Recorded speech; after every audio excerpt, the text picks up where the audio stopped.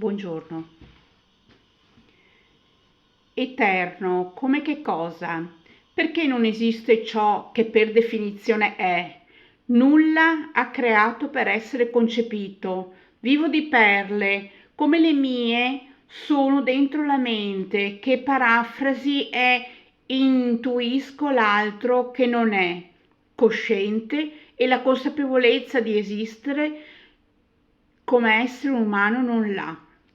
Posso io avere condiscendenza di amorevole sosta pausa? Cribbio, il sole non ha la capacità di esprimere come fare ad appartenere a qualcosa che è tempo. Percepisco l'unica cosa che posso, l'animata visione della visionaria.